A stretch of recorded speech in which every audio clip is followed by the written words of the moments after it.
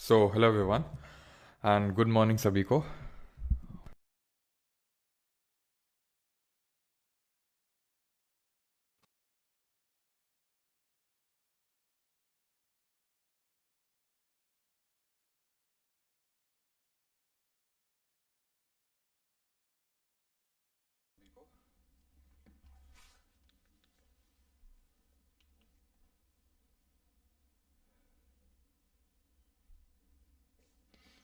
Sir प्रसाद दीजिए बेटा, दे तो दिया था। टेलीग्राम पे मिल गया था सभी को प्रसाद, है ना। हाँ, गुड मॉर्निंग सर, 3 दिन बाद बिल्कुल रिकॉर्डिंग।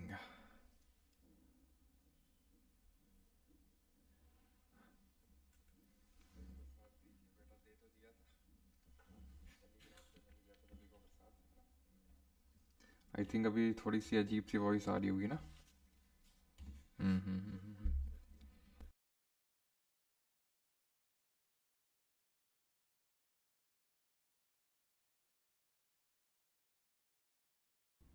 हाँ जी, अभी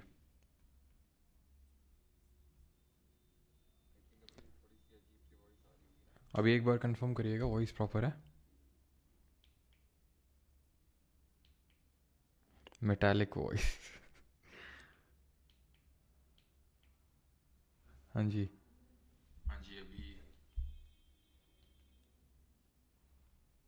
ठीक है ना। अभी एक बार कंफर्म करिएगा वॉइस। अब ठीक है। तो आज जो हम लोग लेक्चर करने वाले हैं, हाँ, बाकी बातें जो है लेक्चर ख़त्म करने के बाद करेंगे। प्रसाद और ये वो मिलेट जो तुम लोग कमेंट कर रहे हो ना। हम्म। सर हैंड रिवील हो गया, पूरी बॉडी भी कर दो।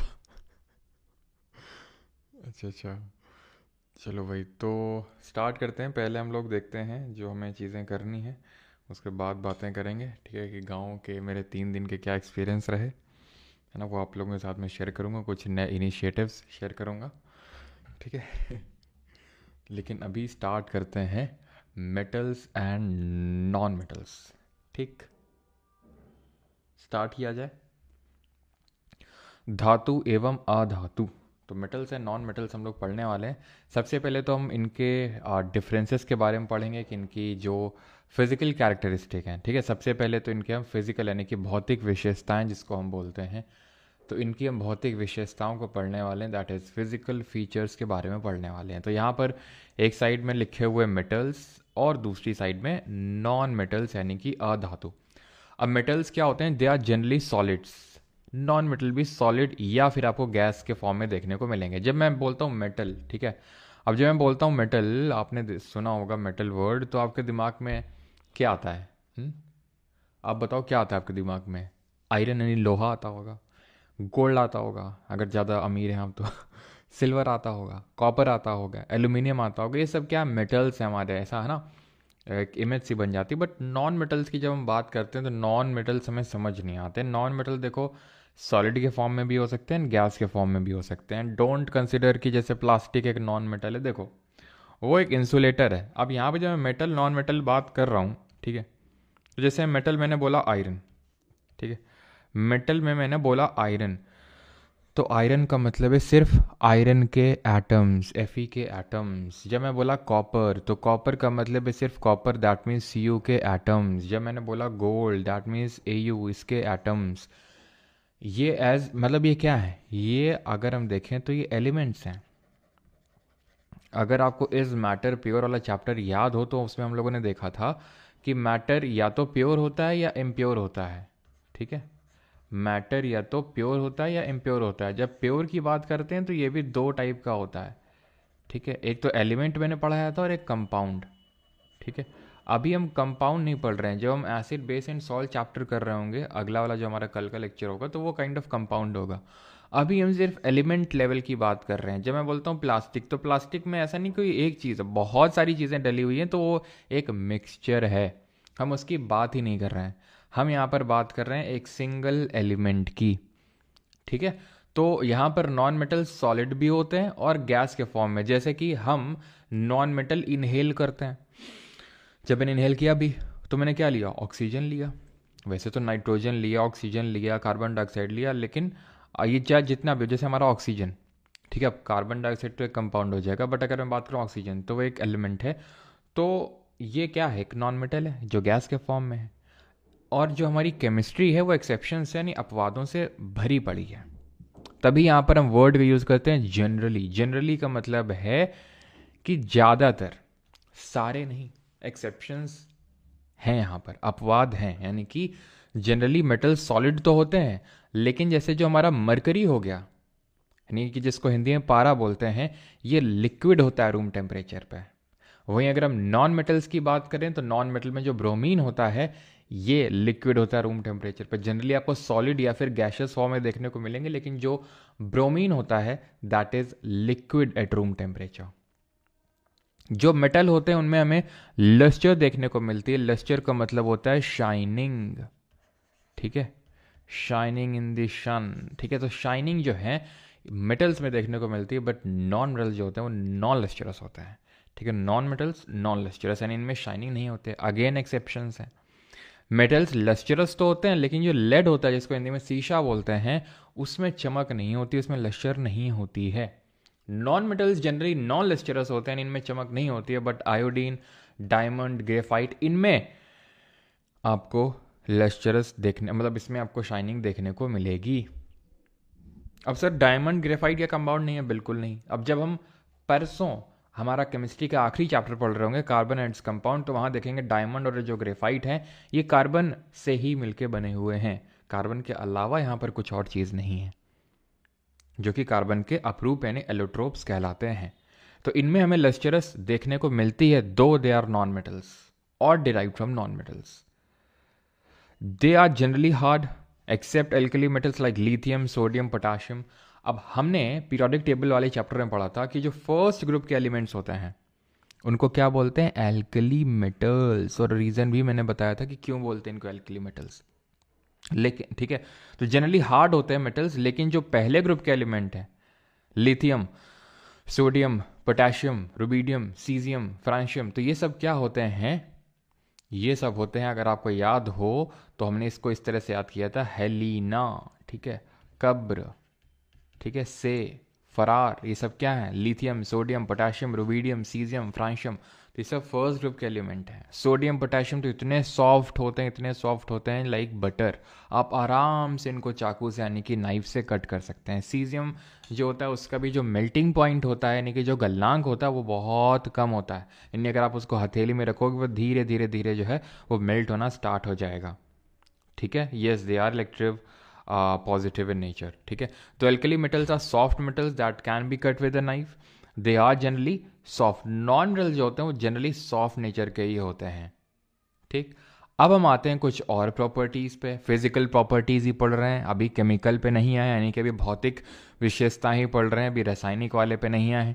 इनका जो मेल्टिंग पॉइंट और बॉइलिंग पॉइंट है वो बहुत ज़्यादा होता है as compare to non metals. Again same reason, क्योंकि मेटल्स जो होते हैं वो बहुत सॉलिड होते हैं, इनकी जो डेंसिटी होती है वो बहुत ज़्यादा होती है, इनका जो घनत्व होता है वो बहुत ज़्यादा होता है। तो क्योंकि हाई डेंसिटी होती है तो उसकी वजह से इनका जो मेल्टिंग और बॉइलिंग पॉइंट है वो भी बहुत ज़्यादा होता है, यानी कि आप ये जल्दी फल्दी मेल्ट नहीं होंगे, ठीक है। वैसा तो है नहीं कि लोहा है थोड़ा सा तुमने हीट किया तुरंत पिघलना शुरू हो गया, क्यों, क्योंकि मेल्टिंग और बॉइलिंग पॉइंट इनका बहुत हाई होता है। बट एक्सेप्शंस हैं गैलियम और सीजियम। जैसे अभी मैंने आपको बताया कि सीजियम अगर आप हथेली में रखोगे धीरे धीरे वो तुरंत मेल्ट होना स्टार्ट हो जाएगा, क्यों, क्योंकि इनके मेल्टिंग पॉइंट्स होते हैं लो। ये किस ग्रुप से बिलोंग करते हैं, फर्स्ट ग्रुप से बिलोंग करते हैं। नॉन मेटल्स के low melting and boiling point होते हैं, बट एक्सेप्शंस यहाँ पर है डायमंड, ग्रेफाइट, ठीक है। अब जैसे कि अगर मैं बात करूँ डायमंड, तो ये it is the hardest natural substance known, यानी नेचुरली अकरिंग अगर हम हार्डेस्ट सब्सटेंस की बात करें तो वो आपका डायमंड ही है, हार्डेस्ट नेचुरल सब्सटेंस नोन। वैसे तो और भी हार्ड सब्सटेंस आपको मिल जाएंगे, लेकिन नेचुरली अगर हम बात करेंगे तो that would be diamond. Malleability की बात करते हैं यहाँ पर, तो मेटल्स जो होते हैं वो मैलिएबल इन नेचर होते हैं। If I am not wrong इनको हिंदी में बोलते हैं नमनीय, यानी मैलिएबल का मतलब ये होता है कि इनको पीट पीट के थिन शीट्स में, पतली पतली चादर में ड्रॉ किया जा सकता है, यानी कि they can be beaten into thin sheets like gold, like iron like aluminium, copper, silver, इन सब को अगर आप पीटोगे, ठीक है, तो ऐसा नहीं कि ये बिखर जाएंगे।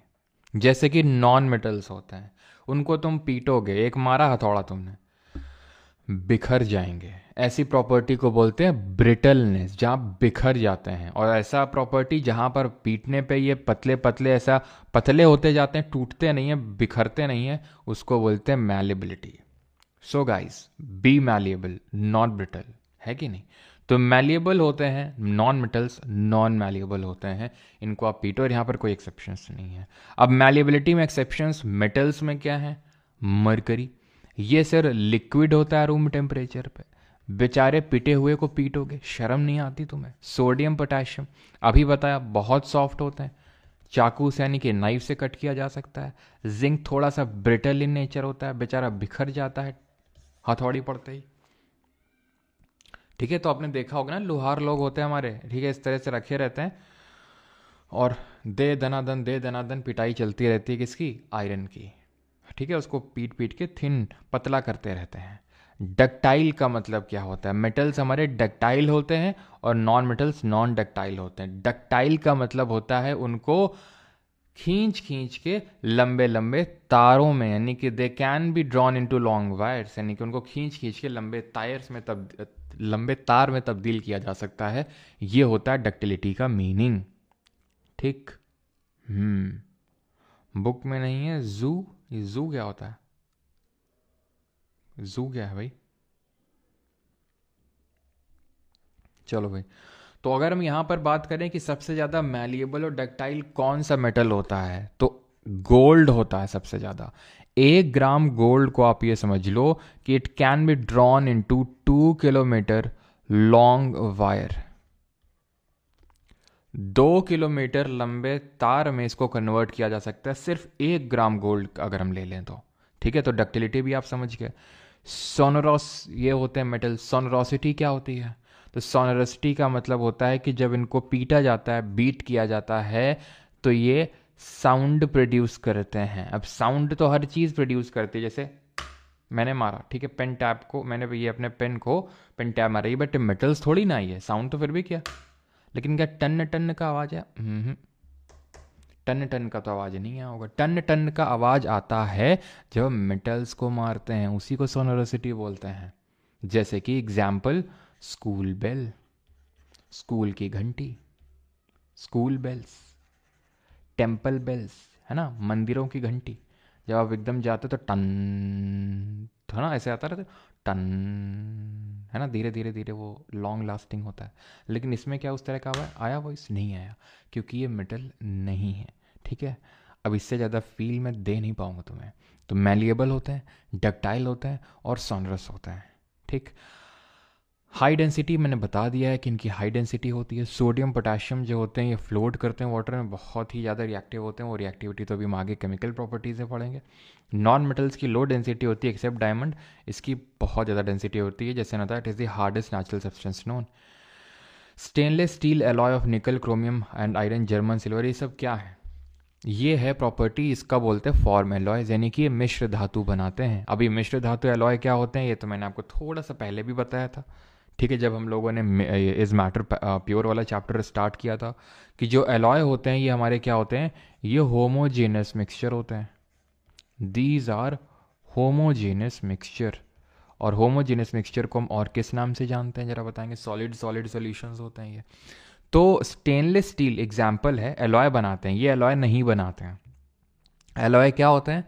जब हम एक से ज़्यादा मेटल्स या फिर उनमें से कुछ मेटल लेते हैं और नॉन मेटल को मिक्स कर देते हैं, उसको एलॉय बोलते हैं। जैसे मैंने मेटल लिया, ठीक है, मेटल और मेटल को मैंने मिक्स कर दिया, या फिर एक और मेटल लिया, मिक्स कर दिया, एक और मेटल लिया, चाहे कितने भी ले लो, वो उससे कोई लिमिट नहीं है, उसको एलॉय बोलेंगे। या फिर मेटल के अलावा तुमने बीच में नॉन मेटल भी ले लिया, जैसे स्टेनलेस स्टील की बात कर लेते हैं, ठीक। तो यहाँ पर निकल, क्रोमियम और आयरन का ये एलॉय है। लेकिन जब हम सिर्फ स्टील बोलते हैं, या फिर इन स्टेनलेस स्टील भी हमें अगर थोड़ी सी उसमें स्ट्रेंथ ऐड करनी होती है, तो we add carbon to it which provides it strength, वो उसको स्ट्रेंथ देता है। नॉन मेटल्स की जब हम बात करते हैं तो ये एलॉय नहीं बनाते, but carbon is alloyed with iron to form steel. जैसे अभी मैंने आपको बताया, कार्बन क्यों अलॉय किया जाता है, क्यों मिक्स किया जाता है, बिकॉज वो उसको स्ट्रेंथ प्रोवाइड करता है। Carbon is a non metal. Is that clear? German silver copper zinc और निकल का होता है। अभी सारे जो आपको याद करने वो लिस्ट लगा रखी है, वहां से आप याद कर लीजिएगा, ठीक है। Metals are good conductor of heat and electricity but non metals are bad conductor of heat and electricity. Reason क्या है? रीजन है कि इलेक्ट्रिसिटी पास होने के लिए फ्री इलेक्ट्रॉन्स की आवश्यकता होती है, और वो फ्री इलेक्ट्रॉन्स हमें सिर्फ मेटल्स में ही मिलते हैं, नॉन मेटल्स में नहीं मिलते हैं। इसलिए non metals are bad conductor of heat and electricity but metals are good conductor of electricity. Electricity के तो ने बता दिया कि इलेक्ट्रिसिटी तभी फ्लो होती है जब फ्री इलेक्ट्रॉन्स होते हैं, तो मेटल्स में होते हैं, नॉन मेटल्स में नहीं होते हैं। अब हीट का तो यार आपने भी एक्सपीरियंस किया होगा, अगर कोई मेटल रॉड आपने लिया होगा, जैसे गांव में तुम लोग कितने लोगों को पता है फुकनी के बारे में? चूल्हा होता है एक, ठीक है, और चूल्हे के लिए एक होती है फुकनी। फुकनी किस लिए होती है? कि जब आग बुझ जाए, मतलब आग हल्की सी डिम हो जाए, धीमे हो जाए, तो देखा होगा तुमने यहाँ से फूंक मारी थी, ऐसे करके मारी जाती फूंक, और फिर जल जाते हैं कंडे वंडे जो होते हैं, जिनको उपले भी बोला जाता है, तो फुकनी बोलते हैं हमारे यहाँ। तो फुकनी देखा होगा तुमने, धीरे धीरे अगर उसको रखो तो गर्म हो जाती है, अगर आग में मतलब लगा के रखो तो उसका एंड गर्म हो जाता है। और नहीं तुमने देखा है, तुम बहुत कटे हुए इंसान थे, दुनियादारी से कोई मतलब नहीं था, बहुत तुम मतलब एक कमरे में बंद थे, तो कर लेना एक्सपेरिमेंट। एक एक आयरन की कोई रॉड लेना, कुछ भी मेटल हो, आयरन हो, बहुत अमीर हो तो गोल्ड की भी ले सकते हो, उसमें वैक्स लगा सकते हो यहाँ पे, यहाँ पे, यहाँ पे, फिर उसको फ्लेम में यहाँ पे रखना, आग की लौ में, ठीक है, ऐसे फ्लेम में धीरे धीरे देखोगे ये मेल्ट होगी पहले, देन ये मेल्ट होगी, देन ये मेल्ट होगी। इसका मतलब है कि यहाँ पर हीट धीरे धीरे पास हो रही है through a process called as conduction. याद है ज्योग्राफी में कुछ पढ़ाया था, कंडक्शन, कन्वेक्शन, रेडिएशन और एडवेक्शन। एडवेक्शन की वजह से कौन सी विंड चलती है बताओ तो? लेड एंड जो मरकरी होता है, ये एक्सेप्शंस होते हैं, दे आर, लेड की अगर बात करें, not that much good conductor of electricity. ठीक, आगे बढ़ते हैं। मेटल्स जो होते हैं इनकी कैटायनिक प्रॉपर्टी होती है और नॉन मेटल्स की अनायनिक प्रॉपर्टी होती है। अब कैटायन अनायन क्या होते हैं, जिनको हिंदी में धनायन और ऋणायन बोलते हैं?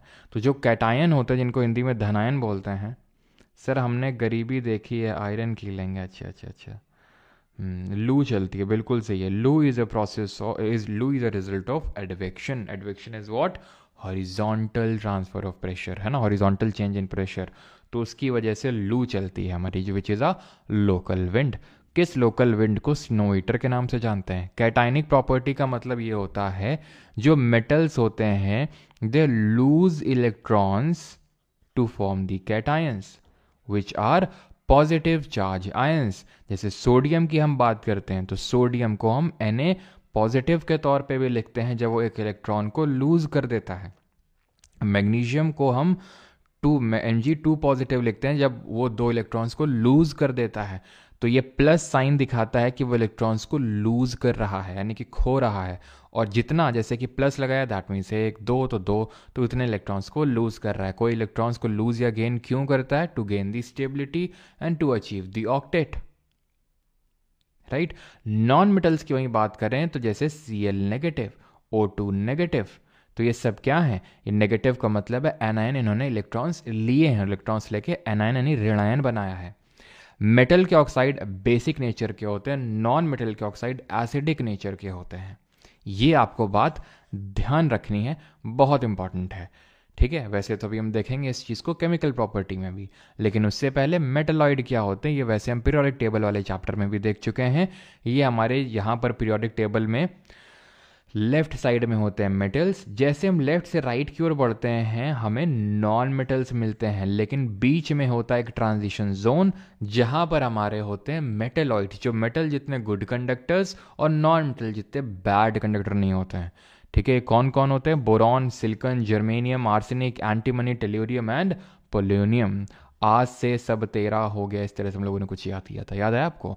तो बोरॉन और सिलिकॉन हमारी इतने भी प्योर मेटलॉइड नहीं होते हैं, लेकिन जैसे हमने बताया था कि इनको भी हम मेटलॉइड की कैटेगरी में रख देते हैं। लेकिन ये जो है जी आज से सब 13 हो गया, इस तरह से जो हम लोगों ने याद किया था, ये एकदम प्योर मेटलॉइड की कैटेगरी में आते हैं। लेकिन याद आपको सब रखने सातों के सातों। फिजिकल प्रॉपर्टीज़ को हम समराइज कर लेते हैं एक बार, देन आएंगे केमिकल प्रॉपर्टी में। कंडक्शन करते हैं इलेक्ट्रिसिटी का, yes. Non metals no, exception graphite. Graphite क्या होता है, ये मैं कार्बन एंड कंपाउंड वाले चैप्टर में आपको पढ़ाऊंगा, क्योंकि इसमें एक कार्बन 3 कार्बन से बॉन्डेड होता है, तो इसकी कुछ ऐसी बॉन्डिंग होती है जिसकी वजह से इलेक्ट्रिसिटी को ये कंडक्ट कर देता है। हीट का कंडक्शन, यस, ये नहीं करते हैं, अगेन ग्रेफाइट कर देता है। मैलिएबिलिटी हमने देखा था, दे can be beaten into thin sheets. इसका सबसे बेस्ट एग्जाम्पल अगर आप अपनी कॉमन लाइफ में देखना चाहते हैं तो जो चांदी का अर्क चढ़ा होता है किसमें, मिठाइयों में। मिठाई जो होती है ना, स्वीट, उसमें आपने देखा होगा चांदी का अर्क चढ़ा होता है। ज़्यादा अमीर घर से हो तो तुमने सोने वाली भी अर्क वाली मिठाई खाई होगी, मैंने तो देखी भी नहीं आज तक। ठीक है, तो ये जो है, तो क्या होता है इसमें, किस प्रॉपर्टी का यूज़ किया जा रहा है, उसमें पतली सी अर्क जो है चढ़ाई गई है। क्यों, क्योंकि उसको बीट बीट के हम थिन शीट्स में ड्रॉ कर सकते हैं सिल्वर को। ठीक है, और यही नहीं, अभी और सुनिए क्या, कि हम जो सिल्वर की लस्टर प्रॉपर्टी का भी तो यूज़ करते हैं। भाई हम क्यों लगाते हैं चांदी का अर्क, तो वो चमकती भी है ना मिठाई, तो चमक क्यों आ रही है, लस्टर उसी को चीज़ बोलते हैं। एंड गोल्ड सबसे ज़्यादा, जैसे मैंने बताया, मैलिएबल होता है, तभी हमारे रदरफोर्ड जी ने अपने वो एक्सपेरिमेंट था अल्फा पार्टिकल स्कैटरिंग एक्सपेरिमेंट, उसमें उन्होंने गोल्ड की थिन फॉयल का यूज़ किया था, बिकॉज उसको हम पीट पीट के थिन शीट्स में ड्रॉ कर सकते हैं। ठीक है, तो मैलिएबिलिटी हो गया, डक्टिलिटी हो गया, लस्टरस भी हो गया, एंड सोनरस तो आप जानते हैं, make a ringing sound when it with hard object. Yes, no, they make a dull sound like this. आते हैं केमिकल प्रॉपर्टीज़ पे। क्या यहाँ तक किसी को कोई डाउट है? अगर है तो जल्दी से बताएंगे, और अगर नहीं है तो भी बताएंगे। बिल्कुल, जो चिनूक होती है उसको हम स्नो ईटर के नाम से बोलते हैं। खाने में भी tasty kaju katli, okay okay. घर में कंगा है कंघी भी नहीं है। क्या बुक में चैप्टर क्या मिसिंग है क्या, ये बुक में चैप्टर मिसिंग है क्या? हम्म,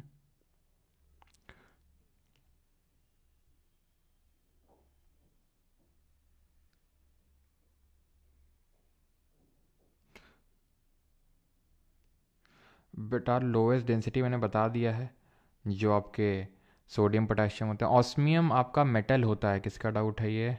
उपासना सिंघा जी, ऑस्मियम मेटल होता है और उसकी सबसे हाईएस्ट डेंसिटी होती है। सर दिमाग की घंटी सोनरस है नहीं सर, उसको खाने पर कोई हेल्थ इशू नहीं होता है। अगर वो प्योर सिल्वर है तो मेरे हिसाब से नहीं होता, बाकी तो शायद प्योर आजकल देते नहीं हैं। ऑलमोस्ट हर मिठाई में चांदी के चढ़ा देते हैं, लेकिन चांदी आपको ही पता है महंगी आती है, ऐसे चांदी का अर्क तो यूजुअली नहीं होता है वो। ठीक है, कुछ ना कुछ इसमें मिक्सिंग कर ही देते हैं। तो यहाँ पर आते हैं, अभी मैंने कुछ आपको बताया था डेंसिटी कहाँ लिखा है ये, तो यहाँ पर आप इस चीज़ को नोट कर लीजिएगा कि जो ऑस्मियम होता है, ऑस्मियम, ठीक है, ऑस्मियम, इसकी हाईएस्ट डेंसिटी होती है, और अगर लोएस्ट के पूछेगा तो सोडियम और पोटेशियम आ जाएंगे आपके। ठीक है, तो हाईएस्ट होती है ऑस्मियम की। अब आते हैं केमिकल। सबसे पहले आते हैं reaction with oxygen, burning in air और फॉर्मेशन ऑफ ऑक्सीजन। देखो, बर्निंग इन एयर को ही हम क्या बोलते हैं, या फिर बर्निंग इन ऑक्सीजन को ही हम क्या बोलते हैं, कंबशन बोलते हैं। कंबशन रिएक्शन कैसी होती है, एंडो होती है कि एक्सोथर्मिक होती है? तो मेटल की जब रिएक्शन ऑक्सीजन से करवाते हैं तो उसका मेटल का ऑक्साइड बनता है। जैसे एल्यूमिनियम की रिएक्शन बर्न कर रहे हैं ऑक्सीजन की प्रेजेंस में, कॉपर को बर्न कर रहे हैं ऑक्सीजन की प्रेजेंस में, तो उसके ऑक्साइड्स बन रहे हैं, और यहाँ पर निकलती है heat. That is why they are exothermic reaction. ठीक है, तो ये ध्यान रखिएगा। Generally metal oxide are basic in nature. यहाँ पर जो मेटल ऑक्साइड बना वो बेसिक नेचर का होता है। अगेन जनरली वर्ड का यूज़ क्यों किया, because not all metal oxides are basic in nature, there are exceptions in chemistry. हर जगह आपको ऑलमोस्ट देखने को मिलेंगे एक्सेप्शंस। ठीक है, मेटल ऑक्साइड जो है जनरली बेसिक नेचर के होते हैं। मेटल ऑक्साइड बेसिक नेचर होते हैं। एम्फोटरिक ऑक्साइड, तो अभी जैसे मैंने बताया कि जनरली वर्ड का क्यों यूज़ किया, क्योंकि एक्सेप्शंस होते हैं। जैसे कि मेटल ऑक्साइड बेसिक नेचर के होते हैं, और आगे अभी हम देखेंगे नॉन मेटल के जो ऑक्साइड होते हैं वो एसिडिक नेचर के होते हैं, यानी ये क्षारीय होते हैं, वो अम्लीय होते हैं। लेकिन कुछ हमारे ऐसे मेटल हैं जिनके ऑक्साइड एसिडिक बेसिक भी होते हैं और एसिडिक भी होते हैं, और ऐसों को बोलते हैं एम्फोटरिक ऑक्साइड। एग्जाम्पल के तौर पे जिंक ऑक्साइड, मतलब बहुत है, जिंक ऑक्साइड है, एल्यूमिनियम ऑक्साइड है, टिन ऑक्साइड है, बेरिलियम ऑक्साइड है, लेड ऑक्साइड है, मैंगनीज ऑक्साइड है, गैलियम ऑक्साइड है। ठीक है, तो यहाँ पर मैं कुछ लिख देता हूँ। फॉर एग्जाम्पल अगर कभी पूछ ले आपसे ऑप्शंस देके कि इनमें से कौन सा है कौन सा नहीं है, तो आपको पता हो, तो ये ऐसे याद कर लो। सुनो जनाबे आली, ठीक है, सुनो, सुनो बे, सुनो बे जनाबे आली, ठीक है, सुनो बे जनाबे आली।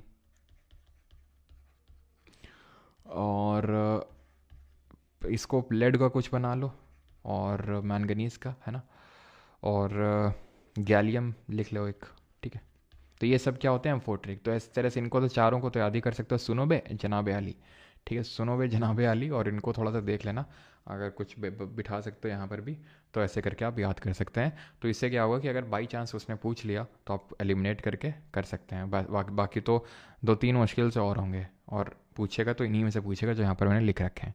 अब एल्यूमिनियम जो ऑक्साइड है, अब जैसे एल्यूमिनियम ऑक्साइड एम्फोट्रिक नेचर का है, तो एम्फोट्रिक नेचर का ही हमें कैसे बात पता चलेगी, कैसे प्रूव करो कैसे एम्फोट्रिक है।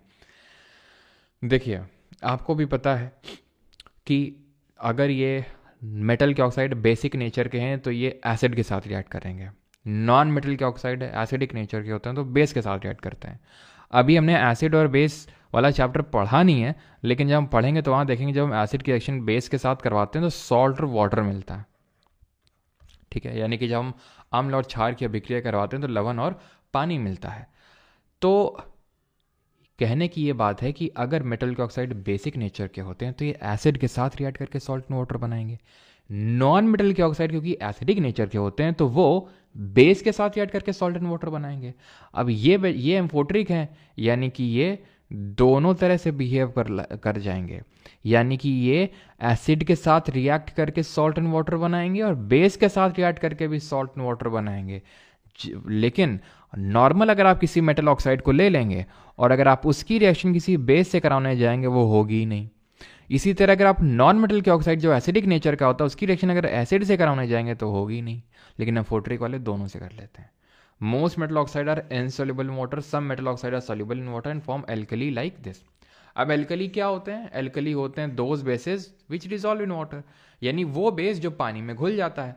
अब हमारे जो पहले ग्रुप के एलिमेंट हैं lithium sodium potassium rubidium caesium francium, इनके ऑक्साइड बेसिक होंगे क्योंकि मेटल्स हैं, ये पानी में घुल जाते हैं। अब क्योंकि ये पानी में घुल जाते हैं तो इनको एल्कली बोल देंगे, तो ये एल्कली और एल्कली मेटल्स हो जाते हैं, खत्म, ठीक है। एम्फोट्रिक ऑक्साइड हमने देख लिया। Reactivity of different metals toward oxygen, oxygen के प्रति किसका कितना ज़्यादा लगाव है। सोडियम पोटेशियम देखते ही तड़क भड़क जाते हैं, रहा नहीं जाता इनसे, ठीक है। जैसे सोडियम को देखा अंदर के जो है हार्मोन्स उछलने लगते हैं और रहा नहीं जाता, तुरंत जो है मचल जाते हैं। ये react so vigorously with oxygen that they catch fire if kept in open, that's why इनको केरोसिन ऑयल में डुबो के रखा जाता है, इतने ज़्यादा रिएक्टिव होते हैं। मैग्नीशियम एल्यूमिनियम जिंक और आयरन थोड़ा सा कंट्रोल कर लेते हैं, कंट्रोल हो जाए control. At ordinary temperature the surface of metal get converted with layer of oxide, ठीक है, तो ये इनको प्रोटेक्ट कर लेते हैं, ऑक्सीडेशन तो नहीं रहे। आयरन जैसे लोग क्या होता है, ये सख्त लौंडा की कैटेगरी से बिलोंग करता है, इनको कोई फर्क नहीं पड़ता, ऑक्सीजन घूमती रहे, ये सख्त हैं, अपनी मस्ती में मस्त है।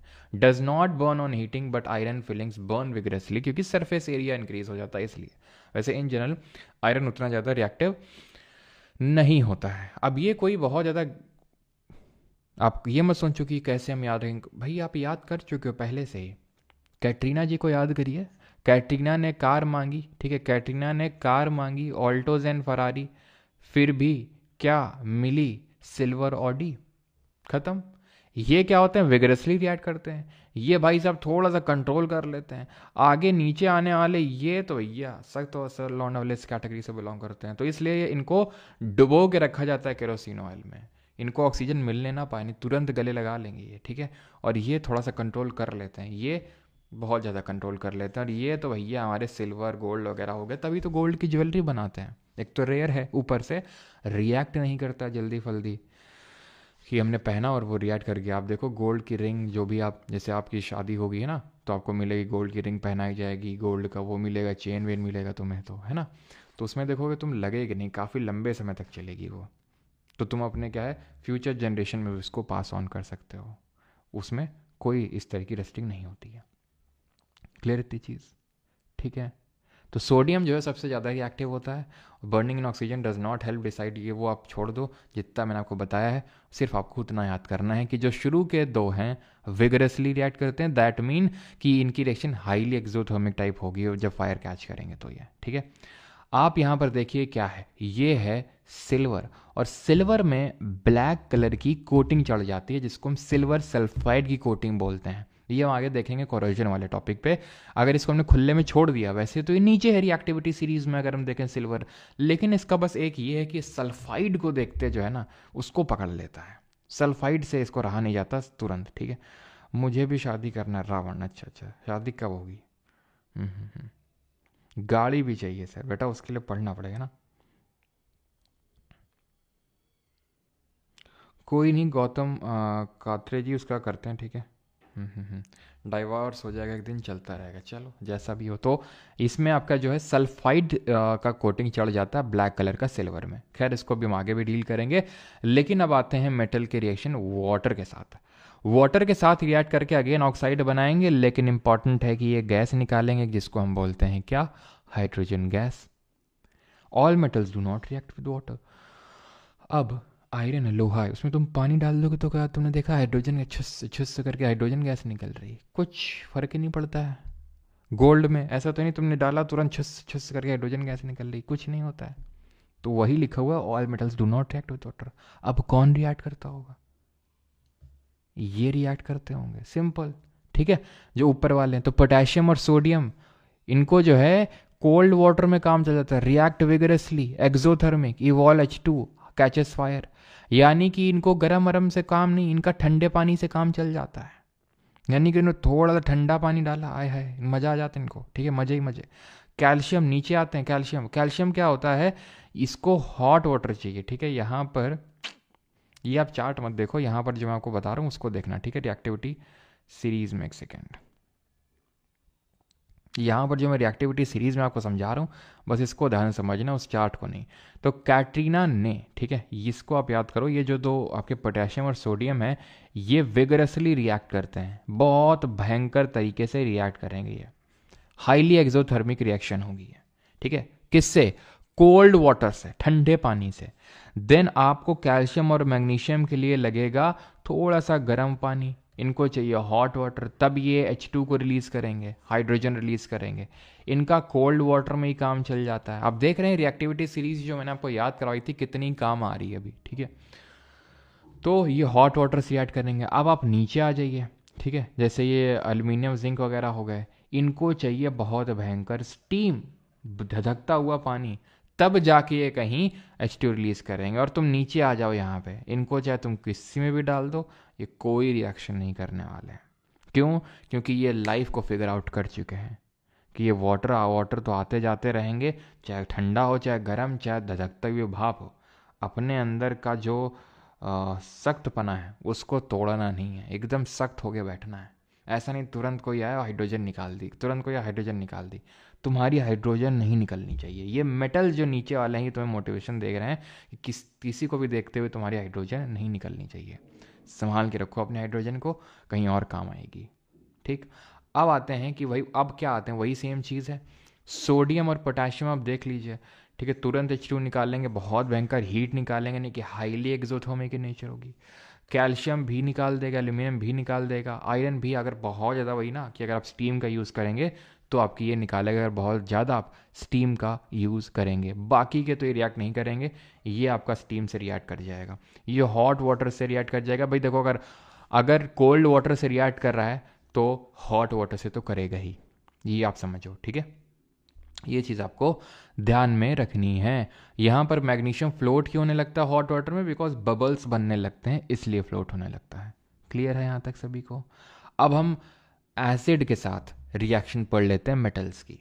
तो मेटल्स को जो हम एसिड के साथ ऐड करते हैं तो अगेन हाइड्रोजन मिलती है, लेकिन सॉल्ट मिलता है यहाँ पर। यहाँ पर क्या मिल रहा था? ऑक्साइड मिल रहा था मेटल का, यहाँ पर सॉल्ट मिल रहा है। आप इसको ऐसे भी याद कर सकते हैं अगर आपको दिक्कत है तो, mash. What is mash? Mash stands for metal plus acid gives salt plus hydrogen. ये है मैश का concept, metal acid salt hydrogen. जैसे जिंक की रिएक्शन HCl के साथ करवाई, जिंक क्लोराइड मिला और हाइड्रोजन मिली। Clear. Reaction of metal with dilute HNO3।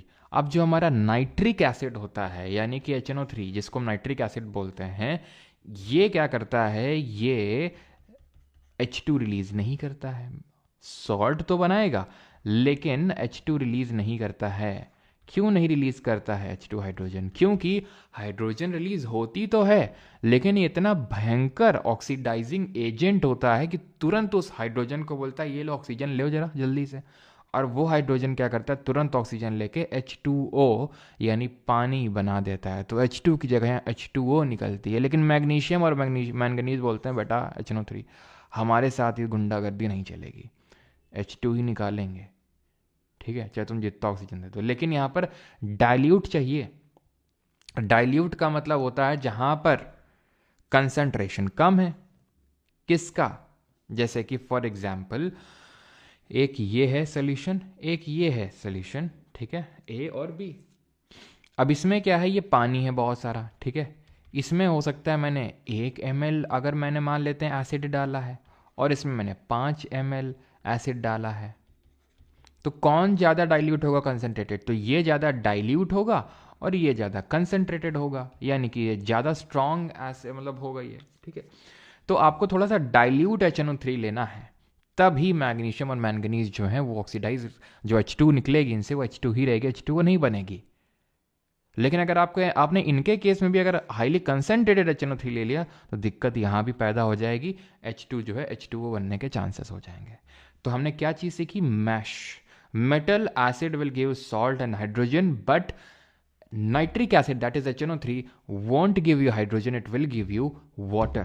Why? Because nitric acid is a powerful oxidizing agent, but magnesium and manganese are the two metals which can evolve hydrogen gas with nitric acid also, but when the nitric acid is taken in the form in the dilute form. Metal और nitric acid अभी वो मैंने आपको बता दिया है, यहाँ पर मैंगनीज और मैग्नीशियम का केस अलग है, बट नॉर्मल केस में H2O, ठीक है। कॉपर जो होता है ये डाइल्यूट HCl के साथ नहीं रिएक्ट करता, सबके अपने अपने नखरे होते हैं। तो कॉपर जो होते हैं बोलते हैं HCl से हमारी नहीं बनती है, तो उसके साथ तो हम रिएक्ट बिल्कुल भी नहीं करेंगे, ठीक है। अब हम आते हैं एक्वा रेजिया में। ये क्या होता है? एक्वा रेजिया क्या होता है ये? तो एक्वा रेजिया होता है जिसको हम रॉयल वाटर बोलते हैं। ये 2 एसिड से मिल के बनता है, हाइड्रोक्लोरिक एसिड और नाइट्रिक एसिड 3:1 के रेशियो में। ये क्या होता है? तो अभी हमने देखा था कि जो नीचे वाले मेटल होते हैं हमारे, जो नीचे वाले जो मेटल होते हैं जैसे गोल्ड, प्लैटिनम, ये रिएक्ट नहीं करते हैं वाटर वगैरह स्टीम वगैरह से। लेकिन गोल्ड क्या होता है ना, बोलता है वैसे तो मैं बड़ा सख्त लौंडा था लेकिन यहाँ मैं पिघल गया। कहाँ? एक्वा रेजिया में, ठीक है। तो एक्वा रेजिया क्या होता है, ये गोल्ड और प्लैटिनम तक को डिसॉल्व कर लेता है, जो कि बहुत ही कम रिएक्टिव मेटल्स होते हैं। लेकिन ये इसी रेशियो में होना चाहिए, 3:1 के रेशियो में। याद कैसे रखेंगे आप? याद ऐसे रखेंगे कि HCl, ठीक है। रुको यार,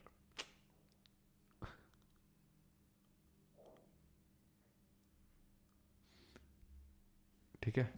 तो ये HCl, तो इसमें क्या 3 लेटर्स हैं, ठीक है। तो 3 में होगा ये, और HNO3 में 1 लेटर नहीं है, लेकिन याद कर लो ये 3 है और दूसरा वाला 1, ठीक है।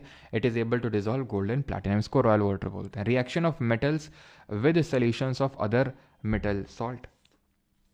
जब हम किसी धातु की क्रिया दूसरे धातु के सॉल्ट से करवाते हैं तो क्या मिलता है? मेटल 1 है, मेटल 2 सॉल्ट है, मेटल 1 सॉल्ट और मेटल। बेटा कौन सी रिएक्शन है बता दो। नहीं, मैंने चप्पल पहन रखी है, जल्दी से बता दो, जल्दी बताओ। इस रिएक्शन को मैं कौन सी रिएक्शन बोलूंगा? गंगा जल याद आ गई रॉयल वाटर से। बेटा वो रॉयल वाटर नहीं होता है, उसको तेजाब बोलते हैं, ठीक है।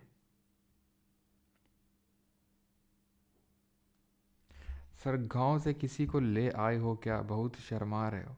अच्छा, तुमको एक ऐसा लग रहा है कि भाई शर्मा हाँ हाँ, डिस्प्लेसमेंट रिएक्शन बिल्कुल सही है सभी का, सबका सही। डिस्प्लेसमेंट यानी विस्थापन अभिक्रिया, जहां पर हमने किस तरह से पढ़ा था, किस तरह से पढ़ा था? मुरली विजय, दिनेश कार्तिक, है ना, और वो जो उनकी वाइफ थी। फिर हमने इस तरह से पढ़ा था कि किस तरह से यहाँ पर मेटल 1 मेटल 2 को उसके सॉल्ट से डिस्प्लेस कर देता है, लेकिन वो तब भी डिस्प्लेस कर पाएगा if the metal 1 is more reactive than the metal 2। The more reactive metal replaces the less reactive metal. Clear? जैसे कि अगर हम मान लें, कौन कर रहा है ये कॉल बार बार, ठीक है, अगर यहाँ पर अगर हम कॉपर का मान लेते हैं कोई, जैसे कि ये रिएक्टिविटी सीरीज मैंने आपको बताई थी, कैटरीना ने कार मांगी, ठीक है, ऑल्टो, जेन, फरारी, इस तरह से हम लोगों ने याद किया था। ठीक है, अब मान लेता हूँ मैं कि यहाँ पर मैंने ले लिया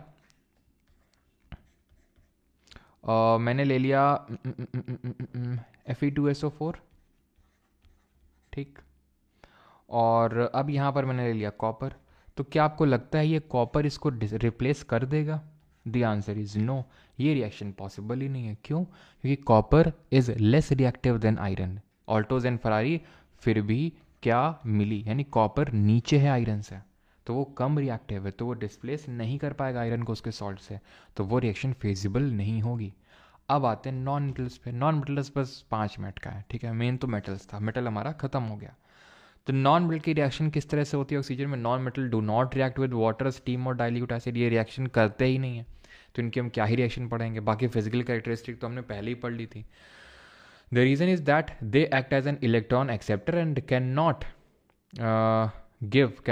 give hydrogen plus ions of acids to reduce them to hydrogen gas. तो ये हाइड्रोजन गैस भी फॉल नहीं करते हैं, but on heating readily they form oxides और सॉल्ट विद कंसनट्रेटेड एसिड। यानी अगर हम इनको हीट करेंगे तो ये ऑक्साइड बना लेते हैं और कुछ केसेस में स्ट्रॉन्ग सॉल्ट बना लेते हैं विद कंसनट्रेटेड एसिड। अब यहाँ पर जो हम पढ़ने वाले हैं that is reaction between metal and non metal. देखो फिजिकल प्रॉपर्टीज तो पहले ही पढ़ चुके थे, हम केमिकल प्रॉपर्टी पढ़ रहे हैं। हमने यहाँ पर देखा कि ये वाटर, स्टीम, एसिड, इन सब के साथ कोई रिएक्शन नहीं करते हैं, ठीक है, कोई रिएक्शन नहीं करते हैं, कोई H2 गैस इवॉल्व नहीं होती, कभी कभी बस ऑक्साइड बना देते हैं। अब हम पढ़ेंगे मेटल और नॉन मेटल आपस में कैसे रिएक्ट करते हैं। तो ये उसी तरह रिएक्ट करते हैं जैसे कि मेल और फीमेल, ठीक है, मेल और फीमेल जिस तरह से आपस में रिएक्ट करते हैं तुरंत अट्रैक्ट होते हैं, जैसे मैग्नेट और आयरन तुरंत अट्रैक्ट होते हैं, वैसे ही अट्रैक्शन होता है, वैसे ही बॉन्डिंग बनती है, ठीक है।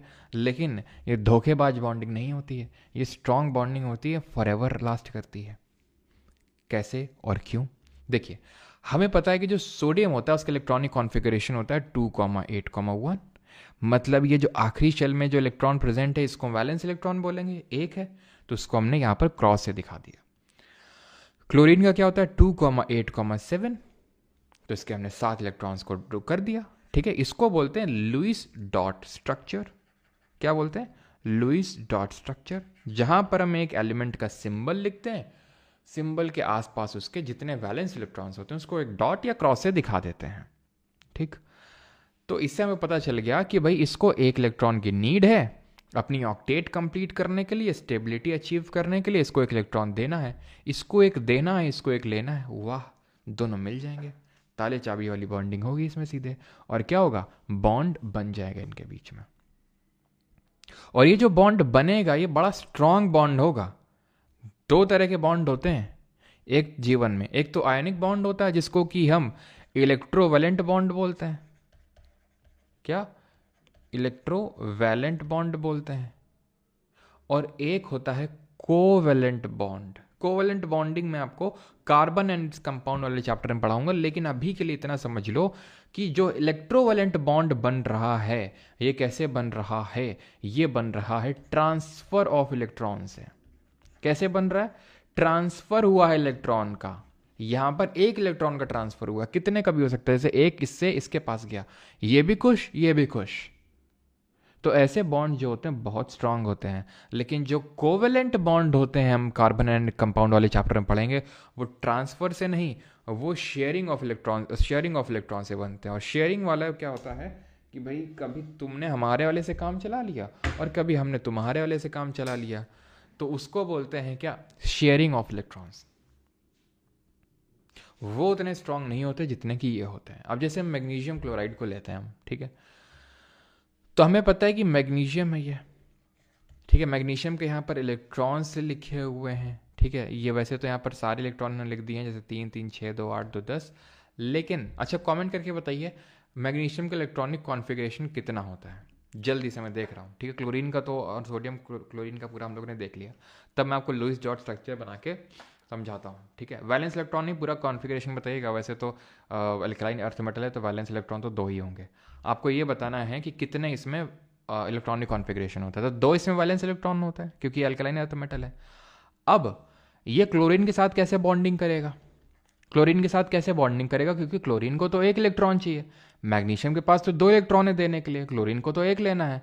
तो मैग्नीशियम बोलेगा अपने एक और साथी को ले आओ जरा, एक तुमको दे देंगे उसको दे देंगे, दोनों का काम चल जाएगा। तो MgCl2 यानी Mg को 2 Cl लगे सेटिस्फाई करने के लिए, समझ रहे हो तुम? तो Mg को 2 लगे क्या क्लोरीन सेटिस्फाई होने के लिए।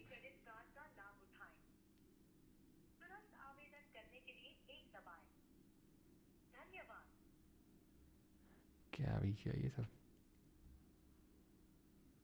ये क्रेडिट कार्ड वाले बहुत कॉल करते हैं, क्रेडिट कार्ड बनवा नहीं बनवाना भाई, जाता ही नहीं मैं कहीं, तो शॉपिंग वॉपिंग कुछ है। 2,8,2 समझ गया, कुछ ज़्यादा ही। अच्छा अच्छा अच्छा अच्छा। तो यहाँ पर आप समझ गए, तो क्लोरीन जो है ये 1 इलेक्ट्रॉन है, ये क्लोरीन 1 इलेक्ट्रॉन ये। अब आपको ये तो पता है ना कि फॉर्मूला किस तरह से लिखते हैं,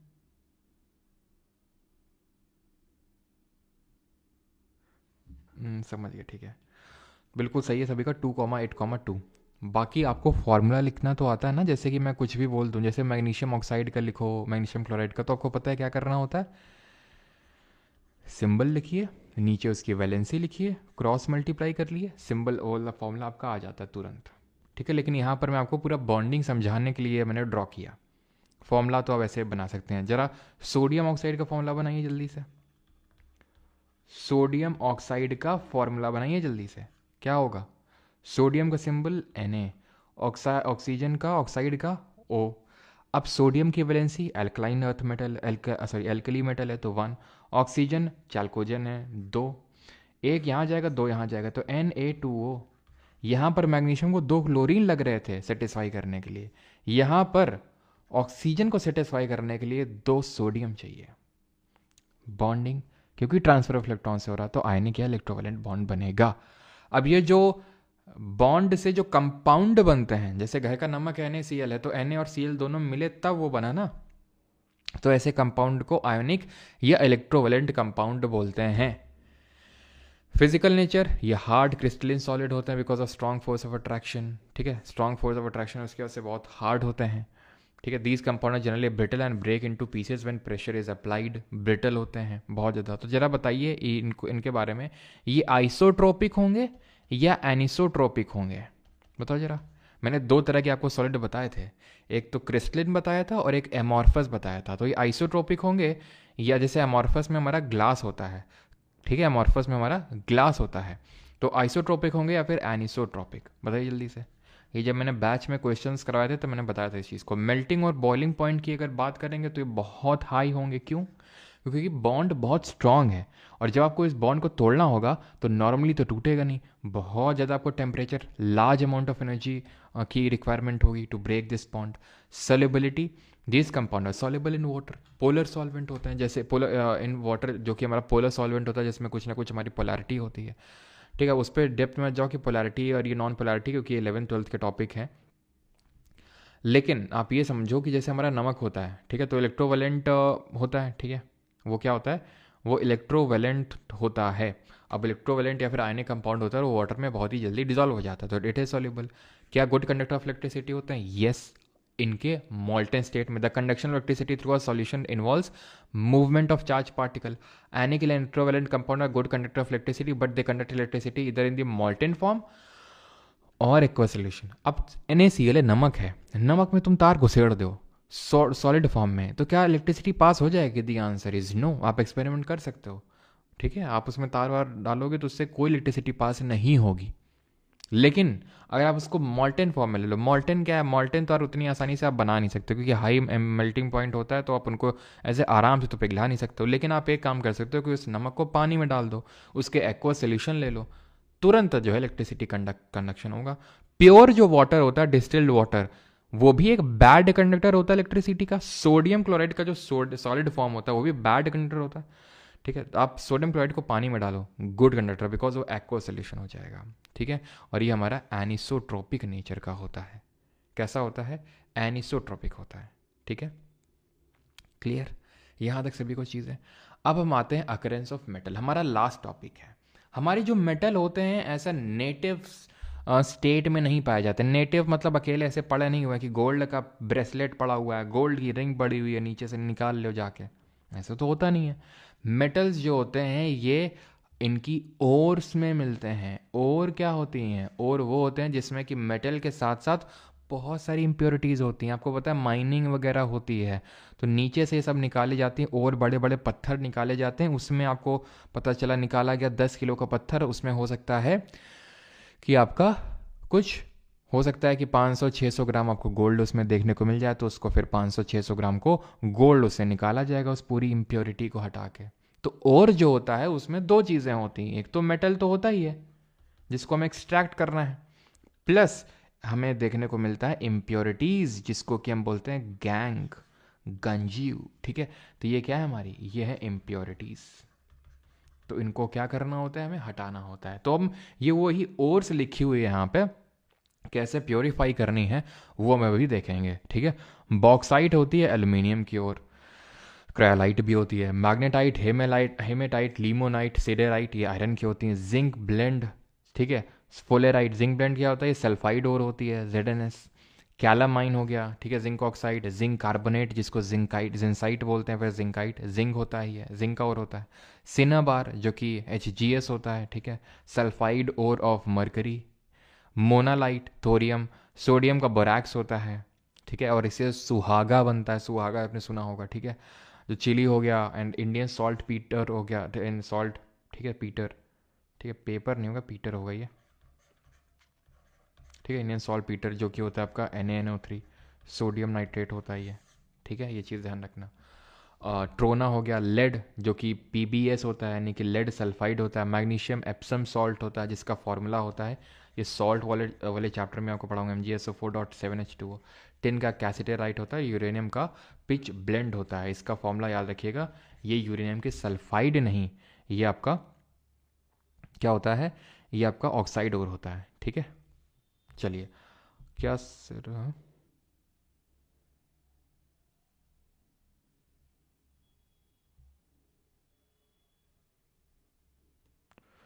ना ना ना ना, वो आपका सोडियम नाइट्राइट होता है, ठीक है, वो सोडियम नाइट्राइट होता है वो आपका।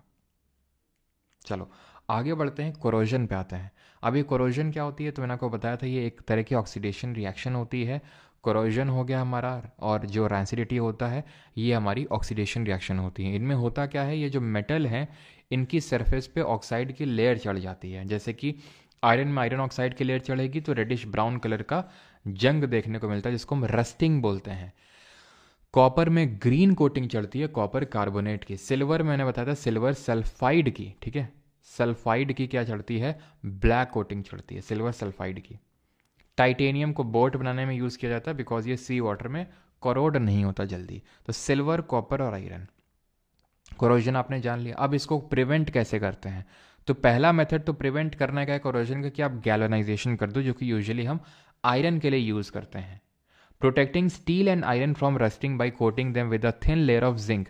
ये एक मैनुअल प्रोसेस है। मैनुअल का मतलब होता है कि इसको आराम से हाथ से ही इसमें तुरंत जो है परत चढ़ाई जा सकती है। एज सच कोई दिक्कत होती नहीं है।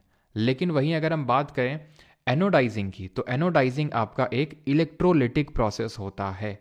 इसमें हम क्या करते हैं? Process of forming thick layer of aluminium. Metals like aluminium, magnesium, titanium can be oxidised to anodise. यानी एनोडाइजिंग में क्या करते हैं? एल्यूमिनियम की ऑक्साइड की लेयर यहाँ पर हम चढ़ाते हैं, और ये सिर्फ हम एल्यूमिनियम में नहीं बल्कि मैग्नीशियम और टाइटेनियम में भी इसको हम करते हैं, ठीक है, टू प्रिवेंट दी कोरोजन। इसको एल्यूमिनियम को हम एयरक्राफ्ट इंडस्ट्री में यूज़ करते हैं, ये चीज़ आपको पता होनी चाहिए। पिच ब्लेंड क्या चीज़?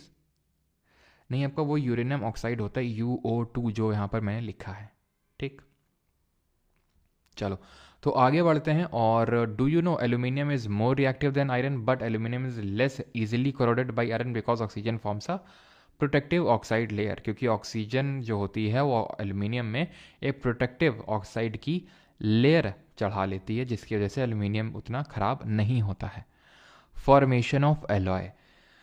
अब एलॉय जो होता है ये भी एक तरीका होता है किसका, कोरोजन को प्रिवेंट करने का। ठीक है, कोरोजन को प्रिवेंट किस तरह से, जैसे आपने देखा होगा कि कभी स्टील में जंग लगती है, नहीं लगती। स्टील सालों साल चलता रहता है। क्यों? क्योंकि उसमें उसको हमने इस तरह से बनाया है, इस तरह से मिलावट करके बनाया है कि उसमें वो चीज़ लगेगी नहीं। जैसे आपने देखा होगा जो आपका मेहरौली पिलर है ना, जो दिल्ली में कुतुब मीनार के पास आप में से काफ़ी लोगों को पता भी होगा कि उसमें जंग नहीं लगती है। वो गुप्ता एरा के टाइम पे बना था, लेकिन आज तक उसमें जंग नहीं लगी है, जबकि वो खुले में एकदम इंस्टॉल्ड है वो, है ना। ऑक्सीजन और ठीक है कि डायरेक्ट कांटेक्ट में है, रेन वाटर के डायरेक्ट कांटेक्ट में है, लेकिन मॉइस्चर के डायरेक्ट कांटेक्ट में, लेकिन फिर भी कुछ नहीं होता। क्यों? क्योंकि उसमें इस तरह से उसको कुछ बनाया गया होगा मतलब एलॉय टेक्निक का यूज़ करके कि उसमें अभी तक कोई जंग नहीं लगी। जैसे ब्रास की अगर बात करें तो कॉपर और जिंक एलॉय होता है, तांबे और जस्ते का। ब्रॉन्ज जो होता है वो कॉपर और टिन का एलॉय होता है। सोल्जर की अगर बात करेंगे तो टिन और लेड का होता है। ठीक है, बेल मेटल कॉपर टिन का होता है। गन मेटल कॉपर टिन और जिंक। ठीक है, जिंक ऐसे याद कर लो, जिंक जो है लगाते ही गन आ गया, घंटी की जगह आपका ये वही घंटी जिसमें अगर जिंक लग जाएगा तो वो आपकी गन बन जाएगी।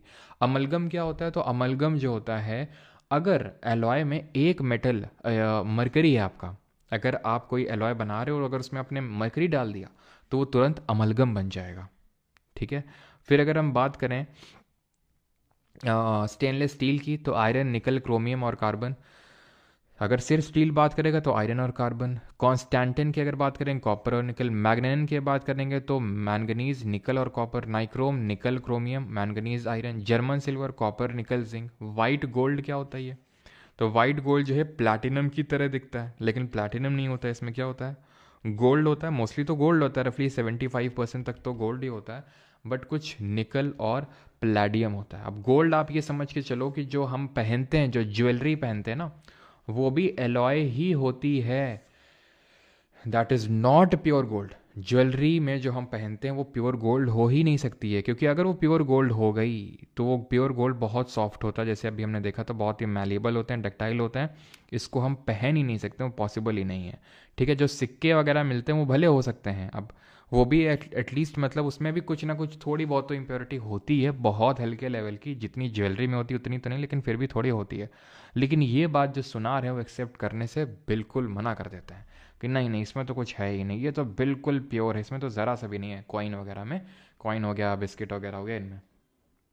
ठीक है, अब उनसे क्या ही तुम लड़ोगे, लेकिन कुछ ना कुछ बहुत ज़रा सा होता है उसमें। ठीक है, ज्वेलरी में तो खैर होता ही है मोस्टली। अगर आप प्योर ज्वेलरी एकदम बात करें ना कि प्योर गोल्ड है, तो फिर भी आप ये मान के चलो कि 22 कैरेट तो से ज़्यादा तो उसमें गोल्ड है ही नहीं। 22 कैरेट का मतलब होता है कि 22 पार्ट्स ऑफ गोल्ड। ठीक है, क्योंकि मैक्सिमम 24 कैरेट हो सकता है, तो 22 पार्ट्स ऑफ गोल्ड जिसका सिंबल AU होता है, और 2 पार्ट उसमें डाला जाता है इधर कॉपर और सिल्वर। क्यों? उसकी स्ट्रेंथ बढ़ाने के लिए, कि ऐसा नहीं कि छूते ही तुरंत जो है मुड़ जाए। ठीक है, परसेंटेज की अगर बात करें, जैसे कि इसमें जैसे 75% बोला, तो ब्रास वगैरह में भी ध्यान रखना है, जैसे इसमें 75% रफली, 75 या फिर 80% रफली कॉपर होता है, 20% जो होता है इसमें जिंक होता है। ठीक है, एग्जैक्टली तो ऐसा नहीं कि अगर ये नहीं होगा तो मतलब ब्रास नहीं है, लेकिन रफली इतना ही होता है। ठीक है, और अगर जैसे इसमें ब्रॉन्ज में बात करें तो रफली 88% कॉपर होगा, 12% टिन होगा। तो थोड़ा सा कॉम्पोजिशन ब्रास और ब्रॉन्ज में ध्यान रखिएगा। मैग्नीशियम की अगर बात करेंगे तो मैग से मैग्नीशियम, एल से एल्यूमिनियम। ड्यूराल्यूमिन की बात करेंगे तो एल्यूमिनियम, मैग्नीशियम, मैंगनीज और कॉपर, इन सब से मिलकर बनता है ड्यूराल्यूमिन। अब हम आते हैं अपने आखिरी टॉपिक पे, दैट इज कि हम और से प्योर मेटल को कैसे रिफाइन करते हैं। ठीक है, इसको हम बोलते हैं मेटलर्जी। क्या बोलते हैं इसको? हम बोलते हैं मेटलर्जी, जो हमें डीप में नहीं पढ़नी, जो कि क्लास 11th और 12th का टॉपिक होता है। हमें सिर्फ बेसिक्स पढ़ना है कि किस तरह से हम मेटल और से मेटल तक का रास्ता क्या होता है। तो मेटल अगर आपका एक लो रिएक्टिविटी का हो सकता है, हाई रिएक्टिविटी का हो सकता है, या फिर मीडियम रिएक्टिविटी का हो सकता है। अगर जो मेटल है आपका बहुत ही, अगर हम मानते हैं कि वो बहुत ही हाई रिएक्टिविटी का, बहुत ज़्यादा रिएक्टिव है, यानी कि वो रिएक्टिविटी सीरीज में टॉप पे आ रहा है, कैटरीना ने कार मांगी वो सब में आ रहा है वो, ठीक है, टॉप में आ रहा है, तो ऐसों को क्या कर दिया जाता है, इलेक्ट्रोलिसिस कर दिया जाता है ऑफ मोल्टेन और। अभी मैं बताऊंगा इलेक्ट्रोलिटिक रिफाइनिंग कैसे वगैरह की जाती है और उससे हमें प्योर मेटल मिल जाता है। ठीक है, मेटल ऑफ मीडियम रिएक्टिविटी के साथ क्या करते हैं, अब मेटल, अब देखो हमें क्या चाहिए, हमें उस मेटल का ऑक्साइड चाहिए, हमें उस मेटल का ऑक्साइड चाहिए।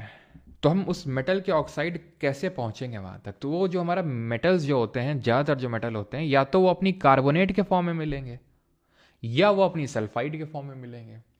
अगर वो कार्बोनेट की फॉर्म में है तो हम करवा देंगे कैल्सिनेशन, और अगर सल्फाइड के फॉर्म में है तो करवा देंगे रोस्टिंग। अंतर क्या होता है दोनों में, जो रोस्टिंग होती है ये in the presence of oxygen होती है। ठीक है, in the presence of oxygen, presence of oxygen. वहीं कैल्सिनेशन की अगर बात करेंगे तो ये होती है in the absence of oxygen. बस ये अंतर होता है कि रोस्टिंग जो होती है वो presence of oxygen, calcination in the absence of oxygen. तो अगर कार्बोनेट है तो मैं सी से कार्बोनेट, सी से कैल्सिनेशन करवाऊंगा, और अगर सल्फाइड है तो मैं रोस्टिंग करवाऊंगा। और ये करवा के मिलेगा क्या, उस मेटल का ऑक्साइड मिल जाएगा। फिर बड़ा आसान होगा, उस मेटल का हम रिडक्शन करवा देंगे और रिफाइनिंग हो जाएगी। कैसे, जैसे रिडक्शन कैसे करवाएंगे, तो रिडक्शन जैसे मान लेते हैं कि ये आपका है आयरन ऑक्साइड, क्या हो गया ये, ठीक है, या फिर चलो हम जिंक ऑक्साइड ले लेते हैं। ठीक है, जिंक ऑक्साइड ले लिया हमने, यहाँ पर कार्बन ले लिया, तो कार्बन क्या है, कार्बन हो जाएगा यहाँ पर कार्बन डाइऑक्साइड बन के इसमें बैलेंसिंग वगैरह करके, और जिंक यहाँ पर हमें मिल जाएगा। यानी कि ऑक्सीजन हट गया मतलब रिडक्शन, ऑक्सीजन जुड़ गया मतलब ऑक्सीडेशन। ठीक है, तो कार्बन का ऑक्सीडेशन हुआ है, यानी कि carbon is acting as a reducing agent.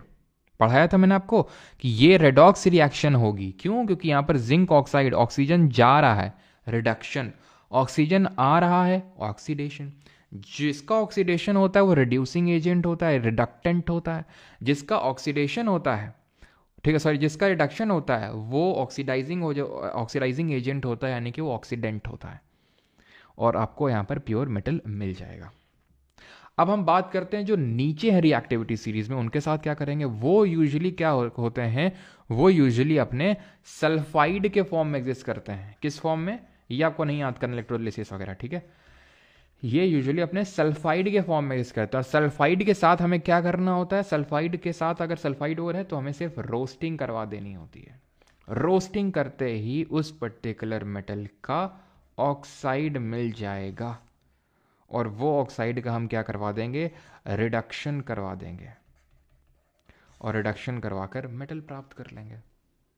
एक और तरीका है मेटल की ऑक्साइड से मेटल निकालने का, लेकिन उससे पहले हम ये देख लेते हैं कि इलेक्ट्रोलिटिक रिफाइनिंग, पहले मैं आपको वो मेटल तरीका ही बता देता हूँ, जिससे कि क्या होता है कि हम मेटल ऑक्साइड से मेटल ले लेते हैं without doing the reduction through carbon, carbon के बिना रिडक्शन करवाए हुए। ये मैंने क्यों लगा रखा है यहाँ पर पिक्चर, यहाँ पर हो रहा है रेलवे ट्रैक की ज्वाइनिंग, इसको बोलते हैं थर्माइट रिएक्शन। थर्माइट रिएक्शन में होता क्या है, जैसे आयरन ऑक्साइड है, इसको हम हीट करते हैं। ठीक है, तो इसका होता क्या है, इसमें हीटिंग की वजह से एल्यूमिनियम का हो जाता है ऑक्सीडेशन, और Fe2O3 का हो जाता है रिडक्शन। तो एल्यूमिनियम का जिसका ऑक्सीडेशन हुआ, तो ये किस तौर से एक्ट कर रहा है, ये एक्ट कर रहा है रिड्यूसिंग एजेंट के तौर पर, रिड्यूसिंग एजेंट के तौर पर एक्ट कर रहा है, जिसने Fe2O3 को रिड्यूस कर दिया। तो यहाँ पर हमने कार्बन का यूज़ नहीं किया, यहाँ पर हमने डिस्प्लेसमेंट रिएक्शन का यूज़ कर लिया, क्योंकि वो थोड़ा सा ज़्यादा फीजिबल पड़ जाता है, ज़्यादा आसान पड़ जाता है। ठीक, और यहां पर ये ध्यान रखना, it is highly exothermic in nature, highly exothermic in nature, बहुत हीट निकलती है, जिसकी वजह से ही तो ये रेलवे ट्रैक जो है वो ज्वाइन हो पाता है, वो जुड़ जाता है वो यहाँ पर। ठीक है, जो एक्सेसिव हीट की वजह से जो आयरन यहाँ पर क्या हुआ है, रिड्यूस हुआ है, रिडक्शन किसने किया है, एल्यूमिनियम ने, वो जो रिड्यूस हुआ है वो आपका पिघल के यहाँ पर वो दब जाता है, जो गैप होता है। अब होता क्या है कि यहाँ पर जो ऑक्साइड का रिडक्शन कर करके जो मेटल मुझे मिल रहा था, वो जनरली एकदम प्योर नहीं होता, वो भी उसमें भी अभी कुछ ना कुछ तो इम्प्योरिटीज़ बची हैं, और अगर हमें उन इम्प्योरिटीज़ को भी हटाना है तो हम यहाँ पर करते हैं इलेक्ट्रोलिटिक रिफाइनिंग। इलेक्ट्रोलिटिक रिफाइनिंग इसमें क्या करते हैं, इसमें एक पॉजिटिव टर्मिनल होता है, नेगेटिव, नेगेटिव वाला होता है कैथोड, पॉजिटिव वाला होता है एनोड। अब एनोड हम बनाते हैं इम्प्योर मेटल को, और जितना इम्प्योर मेटल होता है पूरा यहाँ पर ले लेते हैं बड़ी बड़ी सिल्ली में, ठीक है, ले लिया। और कैथोड बनाएगा इसको, प्योर मेटल को। मतलब मेरे कहने का ये है, जैसे कि मैंने एल्यूमिनियम है मेरा, ठीक है, या आयरन है कुछ भी, या फिर कॉपर, ठीक है, तो यहाँ पर कॉपर सल्फेट का सोल्यूशन है तो मैं कॉपर ले लेता हूँ। तो कॉपर जो जिसको मुझे प्योरीफाई करना है उसको बना दिया मैंने एनोड, ठीक है, और बहुत बहुत बहुत बहुत पतली सी मैंने स्ट्रिप ली प्योर उस कॉपर की, जो उसको यहाँ पर लगा दिया। क्यों लगाया? सो दैट कि यहां से अब मैं क्या करूंगा, इसको इससे इलेक्ट्रिसिटी पास कराऊंगा। अब जब इलेक्ट्रिसिटी पास करवाऊंगा तो क्या होगा, यहां से निकलना स्टार्ट होंगे कॉपर, यहां से कॉपर भी निकलेगा, यहां से इंप्योरिटी भी निकलेगी। जो इंप्योरिटी पानी में घुल जाती है वो घुल जाएगी, और जो नहीं घुल पाती है वो यहाँ पर नीचे आके सेटल डाउन कर जाएगी, जिसको एनोड मड बोलेंगे। क्यों? क्योंकि एनोड के नीचे ये सेटल डाउन हुई है। कॉपर क्या है, जो प्योर कॉपर है वो भाग भाग के इसके पास जाएगा कि अब कहाँ थे, ठीक है, कुंभ के मेले में बिछड़ गए थे, तो ये यहाँ पर डिपॉजिट होने लगेगा। यहीं पे ही क्यों जाएगा, ये वाला कॉपर इधर से इधर क्यों नहीं जाएगा? क्योंकि भैया ये कॉपर Cu प्लस है। प्लस क्यों है? क्योंकि ये मेटल है तो प्लस है, और प्लस माइनस के पास जाएगा, ठीक है। Unlike charges attract each other, like charges repel each other, ये बचपन में आपने पढ़ा होगा, फिजिक्स में भी हम पढ़ेंगे इस चीज को। पॉजिटिव नेगेटिव को अट्रैक्ट करता है, नेगेटिव पॉजिटिव को अट्रैक्ट करता है, तो ये नेगेटिव टर्मिनल है, तो ये पॉजिटिव किसके पास जाएगा, नेगेटिव के पास। तो क्या होगा, इस तरह से एकदम प्योर मेटल हमें मिल जाएगा। और ये कॉपर सल्फेट क्या है, इसको बोलते हैं इलेक्ट्रोलाइट। जिस भी मेटल को हम प्योर कर रहे हैं, इलेक्ट्रोलिटिक रिफाइनिंग से रिफाइन कर रहे हैं, उसी मेटल का सॉल्ट लेते हैं एज अ इलेक्ट्रोलाइट। अगर एल्यूमिनियम को रिफाइन कर रहे हैं तो एल्यूमिनियम का यहाँ पर हम सॉल्ट देंगे, कॉपर आयरन को कर रहे हैं तो आयरन का करेंगे, ठीक। यहाँ पर हमारा लेक्चर होता है आज का ख़त्म। अब हम क्या करेंगे, क्वेश्चंस करेंगे, ठीक। तो क्वेश्चंस करते हैं जल्दी से, और आप देखिए आपने कितनी चीज़ें सीखी और कितनी नहीं सीखी, ठीक है। और यहाँ से जाके आप डाउट पूछ सकते हैं चैट सेक्शन में जाके, ठीक है। स्टेप 1 यहाँ पर जाइए, आपको इंस्टॉल करिए। स्टेप 2 चैट पर जाइए। स्टेप 3 यहाँ पर अपना मैसेज टाइप कर सकते हैं और अपना डाउट पूछ सकते हैं बैच के रिगार्डिंग, मतलब एनरोलमेंट। जो लोग बैच में उनके लिए नहीं है ये, जो बैच में उनके लिए तो अलग से एक मिलता है अंदर ही आपका, ठीक है। हिंदी बुक में चैप्टर नहीं है, कोई नहीं, मैं इसका कुछ जुगाड़ करवाता हूँ, नहीं होगा तो मैं डलवा दूंगा इसको टेलीग्राम पे, सो दैट आप लोग इसको अच्छे से कर लें, ठीक है। क्लियर?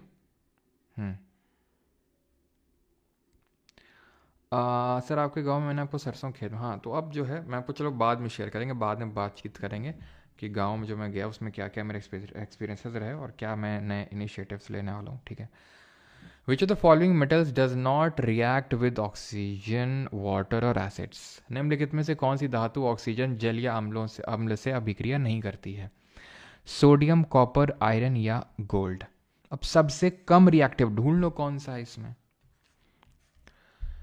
सिंपल, ये सब तो रिएक्ट कर जाते हैं ना, ये तो वैसे भी नहीं रिएक्ट करता है। जो गोल्ड होता है वो सबसे नीचे होता है, CA पे again 2021।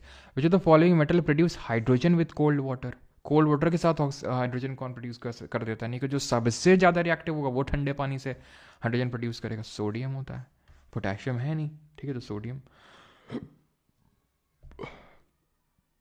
Manganese is extracted by heating manganese dioxide with aluminum powder. Which of the following statement with regard to the reaction is correct? It is exothermic, it is endothermic, it is produced as a solid. Manganese is more reactive than aluminum.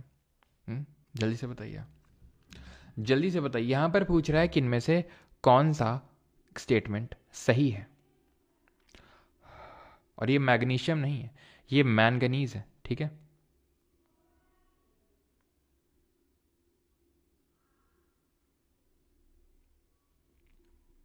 करें तो अब यहाँ पर पहला statement है कि exothermic कैसे heat निकलती है, इसी वजह से मैंने आपको ये पहले लेक्चर पढ़ा दिया था, पिछला वाला आपका chemical reaction equation, so that exothermic endothermic आपको समझने में दिक्कत ना है।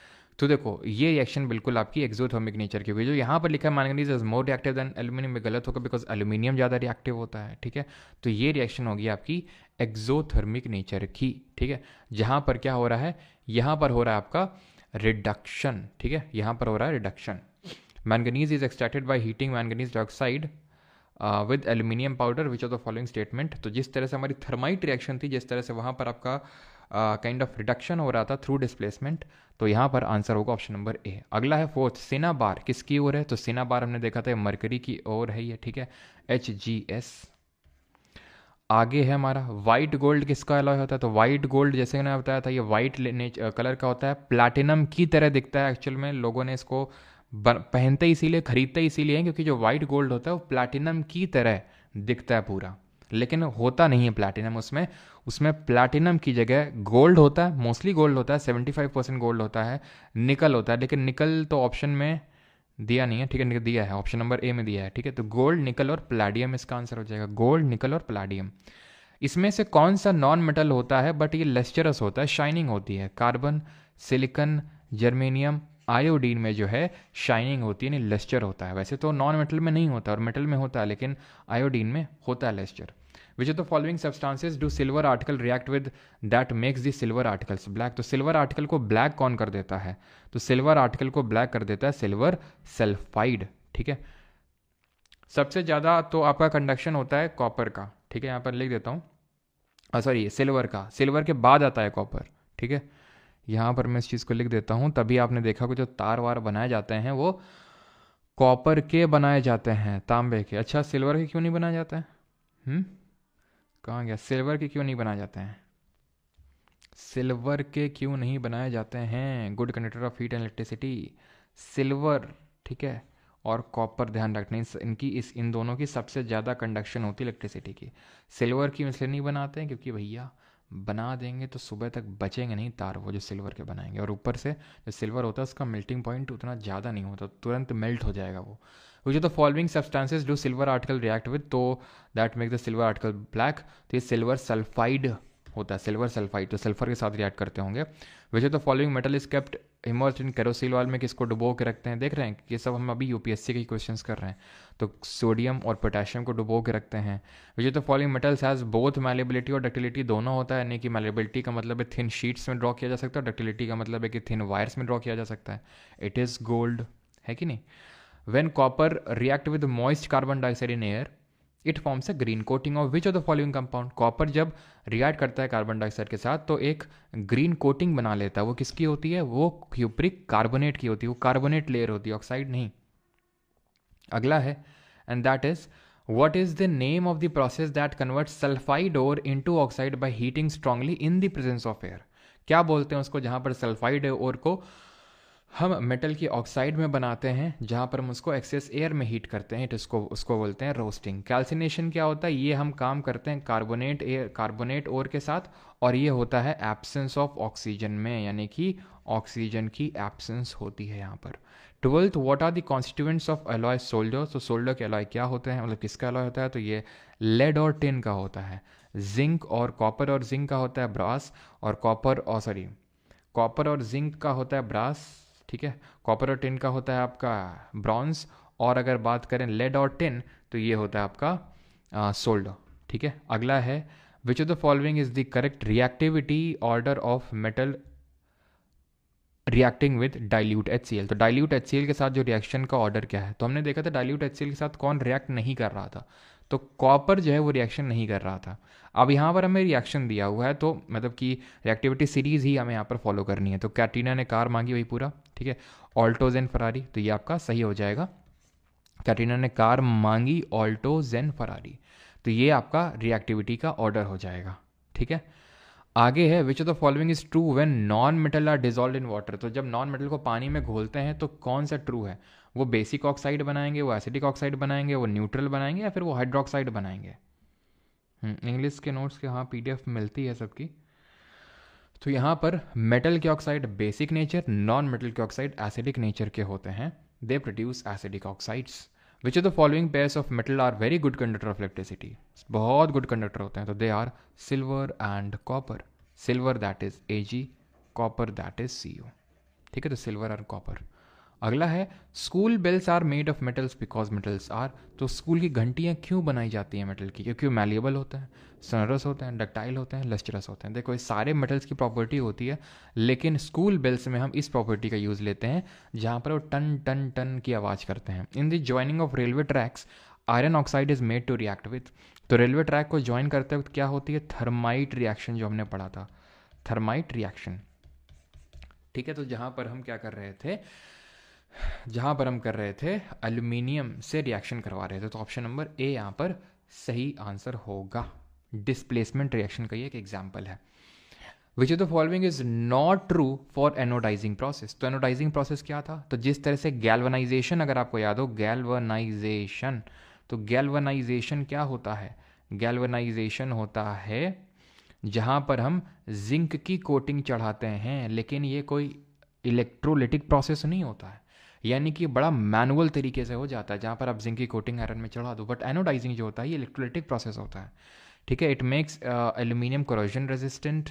ठीक है, it makes metals like aluminium, titanium and magnesium can be anodised. Yes, clean aluminium article is the anode while oxygen gas is evolve at the cathode, it is use in aircraft industry. ये भी सही है, but आपको पता है कि जो clean aluminium article है उसको हम बनाते हैं कैथोड, क्योंकि कैथोड जो होता है वो हमारा नेगेटिव टर्मिनल होता है, और मेटल पॉजिटिव आयंस के फॉर्म में रिलीज होता है, तो पॉजिटिव नेगेटिव के पास जाएगा।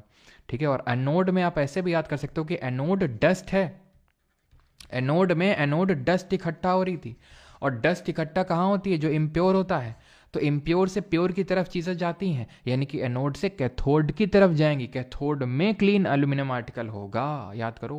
ठीक है, 19th, which of the following statement are true for the reaction of Fe2O3 with aluminium? कौन सी? वही तो है थर्माइट रिएक्शन, CDS 2023 सही है। The heat evolve is used for welding process, exothermic, aluminium metal act as an oxidising agent. अब आप देखिए यहाँ पर जो हमारी थर्माइट रिएक्शन थी, यहाँ पर जो मैंने थर्माइट रिएक्शन आपको पढ़ाई थी, ठीक है, तो इसमें क्या एनोडाइजिंग एजेंट के तौर पे ऐड कर रहा है? नहीं जी, रिड्यूसिंग एजेंट के तौर पे काम कर रहा है। क्यों? क्योंकि एल्यूमिनियम जो है वो ऑक्सीडाइज हुआ है, और जो ऑक्सीडाइज होता है वो रिड्यूसिंग एजेंट होता है, जो रिड्यूस होता है, जिसका रिडक्शन होता है, वो ऑक्सीडाइजिंग एजेंट के तौर पे काम करता है। ठीक है, तो यहाँ पर एल्यूमिनियम आपका ऑक्सीडाइजिंग नहीं, रिड्यूसिंग एजेंट के तौर पे यूज हुआ है, तो 3 वाला गया आपका। Molten Fe and Al are formed at the end of the reaction, तो यहाँ पर सही आंसर होगा आपका option number A, because molten Fe is form not molten Al, तो आंसर हो जाएगा ऑप्शन नंबर ए 1 एंड 2। आप इसको ऐसे भी कर सकते थे, ऐसा नहीं कि आपको 4 पता होता तो आप नहीं कर पाते, क्योंकि आपको पता है कि इसमें 2 ही ऑप्शन सही हो सकते हैं, 2 को तो गलत होना ही पड़ेगा ना। विच of the following is an amphoteric oxide, तो याद कर लो क्या क्या भाई, क्या? सुनो जनाबे, सुनो किस तरह से हमने याद किया, सुनो बे जनाबे आली। ठीक है, तो इस तरह से हमने याद किया था। तो भाई MgO जो होता है ये एम्फोट्रिक नहीं होता, ये भी नहीं होता है, ये भी नहीं होता है, ये होता है आपका आली में, यही तो था आली से। ठीक है, Al2O3, ये आपका एसिडिक होगा, सॉरी बेसिक होगा बिकॉज मेटल ऑक्साइड है, ये एसिडिक होगा बिकॉज नॉन मेटल ऑक्साइड है, ये मेटल ऑक्साइड है तो ये बेसिक नेचर का होगा। इसमें आपको रिएक्टिविटी बता देनी है और मैं नहीं बताने वाला हूँ, अभी हम थोड़ी देर पहले ये क्वेश्चन किए थे। CDS 2024 में एक और क्वेश्चन आया कि इनमें से किसको ऑयल में स्टोर करके नहीं रख सकते हैं? सोडियम को रखते हैं, पोटाशियम को रखते हैं, तो भाई जो ऊपर होंगे उनको रखेंगे, सोडियम, पोटाशियम। ठीक है, कैटरीना ने कार मांगी, ठीक है, और लेकिन आप देखिए लिथियम भी तो ऊपर ही आता है, लिथियम भी तो ऊपर ही आता है, रुबीडियम को नहीं रखेंगे, रुबीडियम में आपका नीचे आता है। Which of the following metal is mixed with gold to provide strength to the jewellery? Gold में क्या जोड़ते हैं? ये CSF असिस्टेंट कमांडेंट के पेपर में पूछा गया, तो गोल्ड में हम डालते हैं कॉपर या सिल्वर, तो option number D. Which of the following is the most reactive metal, सबसे ज़्यादा रिएक्टिव कौन है? तो कैटरीना जी आती हैं सबसे पहले। तो सोल्डा किसका अलॉय है? अगेन बहुत आसान सा क्वेश्चन है, ब्रॉन्ज हो गया आपका, ये आंसर हो जाएगा ऑप्शन नंबर सी, लेडेंटिन। In electrolytic refining of copper, electrolyte क्या लेते हैं? अभी हमने देखा था थोड़ी देर पहले, इलेक्ट्रोलाइट क्या लेते हैं? उसी मेटल का सॉल्ट लेते हैं, और हमने अभी कॉपर की रिफाइनिंग करवाई थी और क्या लिया था? कॉपर सल्फेट लिया था। सोडियम को क्यों लेंगे भाई, पोटेशियम को क्यों लेंगे? ठीक है, कॉपर सल्फेट लिया था। विच of the following pairs of element is liquid at room temperature and eight normal pressure. Liquid होते हैं रूम टेम्परेचर पे, तो ये मरकरी और ब्रोमीन होते हैं। Option number B will be the correct answer, mercury and bromine. 28. To protect steel and iron from rusting, a thin layer of which of the following metal is applied? Steel को अगर iron को हमें protect करना है rusting से, तो किस चीज़ की थिन लेयर डाली जाती है, बहुत पतली सी लेयर चढ़ाई जाती है? तो इट इज़ जिंक, जिसको हम क्या बोलते हैं, गैल्वनाइजेशन। सिनाबार, बस 30 तक क्वेश्चन करेंगे, आगे से ज़्यादा नहीं करेंगे, ये यूपीएससी वाले फिर एसएससी वाले करेंगे। सिनाबार किसकी ओर होती है? सिनाबार होती है मरकरी की HgS। ठीक है, एक क्वेश्चन और कर लो। ठीक है, ये तो आप कर ही सकते हो यार, वो वाटर रिएक्टिविटी सीरीज है पूरी। ठीक है, चलो कितने क्वेश्चन और हैं? सारे वही क्वेश्चन है, ये और एक कर लो। Which of the following statement regarding gold is not correct? तो गोल्ड के रिगार्डिंग कौन सा स्टेटमेंट सही नहीं है? सर ज्योग्राफी, पॉलिटी, हिस्ट्री का सिलेबस बहुत ज़्यादा है, आपके लेक्चर सफिशिएंट है ना सर? मोर देन सफिशिएंट है, आपको और कुछ और करने की ज़रूरत नहीं है। ठीक है,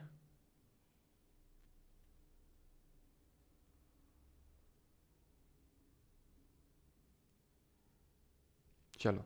तो which of the following statement is correct? 24 carat gold is very soft. Yes it is soft, तभी उसको हम थोड़ा सा मिक्स कर देते हैं किसी और मेटल के साथ। 22 carat gold is generally use to make ornaments. Yes. 22 carat gold contain 22 parts of pure gold and 2 parts of iron. नहीं, आयरन नहीं यूज़ करते हैं हार्ड करने के लिए, कॉपर या फिर यूज़ करेंगे सिल्वर का। तो 18 कैरेट गोल्ड, तो आपसे पूछा नॉट करेक्ट, तो ऑप्शन नंबर सी आंसर हो जाएगा। अब आते हैं सर, करते हैं किसके, इसके। ठीक है, एसएससी में तो मेटलॉइड कौन सा है इसमें? सोडियम मेटल है, सिलिकॉन मेटलॉइड होगा। ठीक है, iron metal, oxygen non metal है। मेटलॉइड मतलब आपकी जो बीच वाली धातु होती है। ठीक है, the amount of dissolve oxygen in water become lowest at what time of the day? तो ये पता नहीं मैंने क्वेश्चन करवाया कि नहीं, अभी एमटीएस में रिसेंटली पूछा गया था ये क्वेश्चन। यहाँ पर वैसे होना तो नहीं चाहिए, लेकिन अब मैं करवा देता हूँ कि जो हमारा ऑक्सीजन होता है, इसकी सॉलिबिलिटी जो होती है वो टेम्परेचर पर डिपेंड करती है।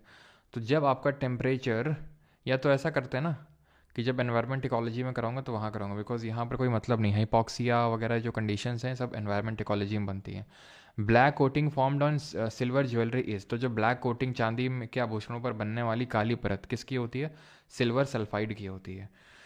द कंडीशन, यार फिर से वही सेम क्वेश्चन है।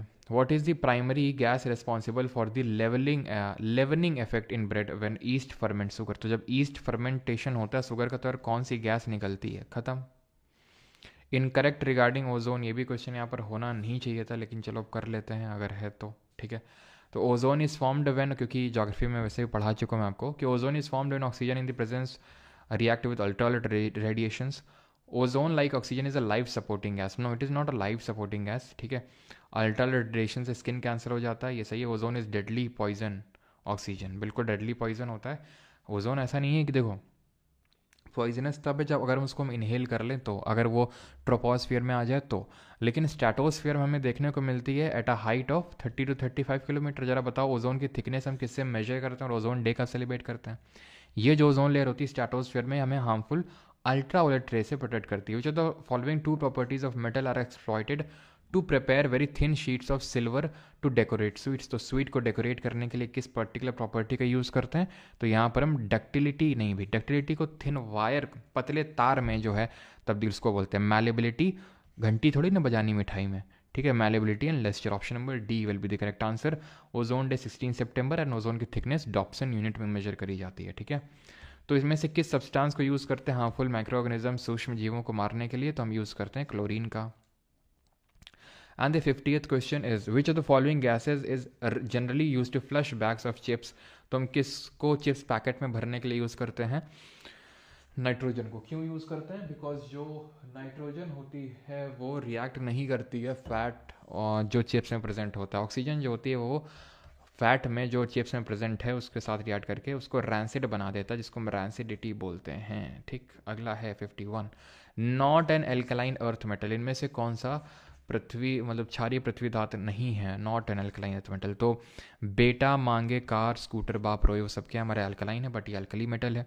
4 क्वेश्चन और करते हैं, ठीक है, 55 तक, उसके बाद आपके लिए होमवर्क होंगे। What is the name of the 7th most abundant metal in the earth crust, जो कि डिराइव्ड है फ्रॉम अ लैटिन वर्ड कैलियम? तो मैंने बताया था कैलियम, ठीक है। के लो, के किसका सिंबल होता है? पोटेशियम का। सोडियम किससे डिराइव्ड है? सोडियम डिराइव्ड है नाइट्रियम से, तभी उसका सिंबल क्या होता है? Na होता है।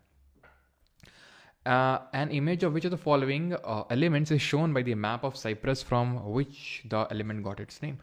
किस एलिमेंट को साइप्रस से अपना नाम मिला? साइप्रस एक देश है, मैंने आपको बताया भी था जब मैं पीरियोडिक टेबल पढ़ा रहा था आपको, कि एक जो हमारा मेडिटेरेनियन सी भूमध्य सागर है, किन दो कॉन्टिनेंट्स के बीच में जरा बताएंगे।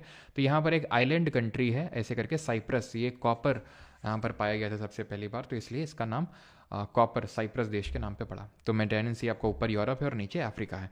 Which metal ion release from the tannery industry causes acute water pollution? तो कौन सा रिलीज होता है जिससे कि आपका एक्यूट वाटर पोल्यूशन होता है? Is chromium. ठीक है। And the last question is this, इनमें से कौन से मेटेलॉइड हैं? आप आराम से कर सकते हैं। बोरॉन, ऑक्सीजन, एल्यूमिनियम, ये मेटल है, ये नॉन मेटल है, ये सिर्फ मेटेलॉइड है? हमें सारे मेटेलॉइड चाहिए, ये मेटल है, ये मेटल है। ठीक है, ये मेटल है, तो आंसर हो जाएगा बोरॉन, सिलिकॉन, एंटीमनी है। ठीक है, तो ये आप क्वेश्चंस करेंगे, आपके लिए होमवर्क है ये। कुछ ज़्यादा ही है क्या? 80 क्वेश्चंस हैं, यानी कि अभी कितने हैं? 25 क्वेश्चंस। चलो करना, ठीक है। और जो भी जिसको डाउट हो तो नहीं होगा तो एप्लीकेशन पे क्लास रख लेंगे।